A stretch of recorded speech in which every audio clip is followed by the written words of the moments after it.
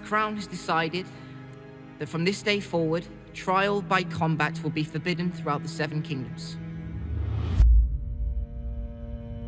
This moment is a grievous blow for Cersei because she's been counting on trial by combat really since the end of season 5. This was always her ace in the hole. The Mountain was never going to lose a trial by combat. There's no one out there who could beat him. And then Tommen takes it away from her. And knowing really what he's doing, he might be a weak king, but he's not an idiot. You know, he understands that this move is to mean that she's probably not going to fare that well in this trial. So it's a pretty devastating moment for Cersei, and you see that in her reaction, and partly because it's just bodes so ill for this coming trial, and partly because it's her own son who's really betrayed her. 7 blessings to all. You know, he's in a tough position where he has to do what he thinks is right, and unfortunately for Cersei, what he thinks is right in this moment is doing something which is very much against Cersei's interests. My name is Brienne of Tarth. Please inform Sir Jaime Lannister I've come to speak with him. Jaime didn't expect to see Brienne necessarily ever again. He certainly didn't expect to see her marching into his military camp. And his relationship with her is obviously very complicated and fraught and has undercurrents that he's uncomfortable with feeling. You gave it to me for a purpose. I have achieved that purpose.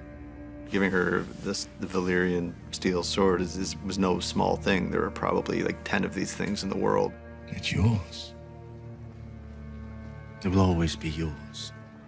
He's given it to her, not to carry out one task or for one stretch of time, but for the rest of her life. I think that's a symbolic, meaningful gesture on his part. And yet, here she's honor-bound to point out that they're not on the same side in this fight, and that if it turns to a real fight, they may end up having to actually fight one another. It's these two who are not quite sure of how they feel about the other, and he lets her go. You know, he'd be well within his rights to send his men after her to capture her, and it wouldn't be that hard to capture her since she's being slowly rode away by Podrick, but he doesn't. She might technically be an enemy now that she's serving Sansa Stark, who is still obviously a suspect in Joffrey's murder, but she's not Jaime's enemy. So he's letting her go, and she knows that he's letting her go, and you know, who knows if they'll ever see each other again.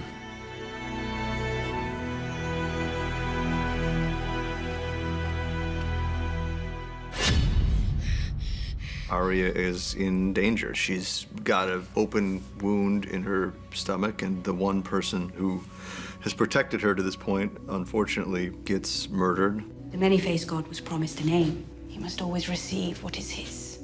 And now he's been promised another name. The fact that the many-faced god gets the people who have been promised to him really makes you think that there's just almost an inevitability about what happens to people who run afoul of the Faceless Men, as Arya has done. It will all be over soon. Getting to the final part of the sequence, Arya's telling Jaqen by putting the face on the wall that this account is settled and we're good here and now I'm gonna walk away, and I think she knows what the answer is gonna be. Finally, a girl is no one. The implication is obviously that Jaqen on some level was rooting for the outcome that he got. He may be no one, but there's still enough of a person left in him to respect and admire who this girl is and what she's become.